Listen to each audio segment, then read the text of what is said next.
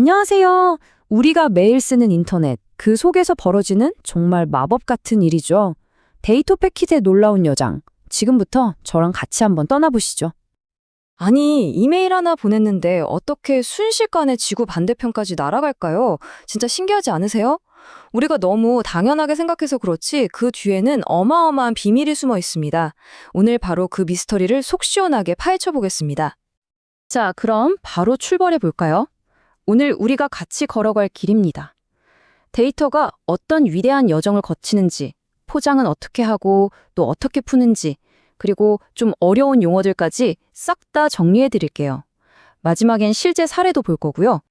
이 모든 이야기의 가장 중요한 열쇠, 바로 캡슐화라는 개념입니다. 이게 뭐냐면요. 데이터가 아주 먼 길을 떠나야 하니까 안전하게 옷을 여러 겹 껴입는 거라고 생각하시면 딱 맞아요. 좀 더 전문적으로 말하면 네트워크의 각 단계를 지날 때마다 데이터를 특별한 정보로 한 번씩 감싸주는 과정이에요. 각 단계마다 이건 내 정보야 하고 딱지를 붙이는 거죠. 이게 왜 좋냐면요.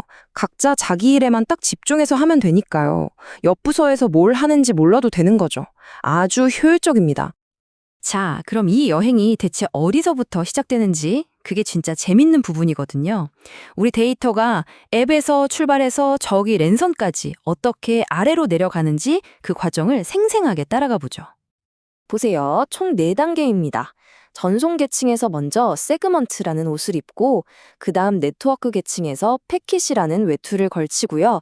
데이터 링크 계층에서 프레임이라는 갑옷까지 두릅니다. 그리고 마지막 물리 계층에선 이 모든 걸 전기 신호, 즉 비트로 바꿔서 쏴주는 거죠. 점점 변신하는 과정이 정말 흥미롭죠. 근데 잠깐만요. 컴퓨터 한 대에 프로그램이 얼마나 많아요?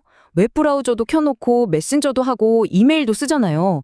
데이터가 이 중에 어디로 가야 할지 어떻게 할까요? 바로 이때 필요한 게 포트 번호입니다. 이게 바로 아파트의 몇 동 몇 호처럼 정확한 문 앞까지 안내해주는 역할을 하는 거예요. 자, 이제 몇 동 몇 호는 알았어요. 그럼 그 아파트가 어느 도시에 있는지는 어떻게 알죠? 바로 IP 주소가 그 역할을 합니다. 이건 전 세계에서 유일한 우리 집 주소 같은 거예요. 이 주소만 있으면 지구 반대편에서도 정확히 우리 컴퓨터를 찾아올 수 있는 거죠. 좋아요. 이제 우리 집 주소 IP까지 알았어요. 근데 택배가 우리 집까지 오려면 중간중간 물류센터를 거치잖아요. MAC 주소는 바로 그 다음 목적지 주소입니다. 우리 집 공유기에서 통신사 장비로, 또 거기서 다른 장비로, 이렇게 바로 한 단계 앞에 있는 녀석에게 데이터를 전달할 때 쓰는 아주 가까운 거리를 위한 주소라고 보시면 됩니다. 자, 이렇게 꽁꽁 싸매서 보낸 데이터가 드디어 목적지에 도착했습니다. 그럼 이제 뭘 해야 할까요? 그렇죠. 입었던 옷을 하나씩 벗어야죠. 이 포장을 푸는 과정, 역캡슐화라고 하는데요. 이게 또 기가 막힙니다. 이 표를 보시면 한눈에 들어오죠. 도착지에선 모든 게 반대입니다. 물리 계층이 신호를 받아서 데이터로 만들면 데이터 링크 계층이 이거 내 주소 맞네? 하고 껍데기 하나 벗겨서 위로 올리고요. 네트워크 계층도 자기 주소 IP 확인하고 또 껍데기 벗기고 이렇게 한층 한층 올라가면서 포장을 풀다 보면 마지막엔 우리가 보냈던 순수한 데이터만 탁 남게 되는 거죠. 정말 체계적이지 않나요? 자, 지금까지 우리 다 데이터, 포장지, 껍데기 이렇게 쉽게 말했는데요. 사실 전문가들은 각 단계의 데이터 덩어리를 부르는 멋진 이름이 다 따로 있습니다. 이 용어들만 알아도 어디 가서 나 네트워크 좀 안다 할 수 있으니까 한번 정리해보죠. 보시면 4계층에선 세그먼트, 3계층에선 패킷, 2계층에선 프레임이라고 불러요. 똑같은 데이터인데 어느 층에 있느냐에 따라 이름이 바뀌는 거죠. 그리고 마지막엔 결국 비트라는 신호가 되고요. 이 PDU, 즉 프로토콜 데이터 단위라는 용어 꼭 기억해 두세요. 자, 그럼 지금까지 나온 주소 3개를 한 번에 정리해 볼까요? IP 주소는 어느 도시, 어느 거리인지 알려주는 큰 주소.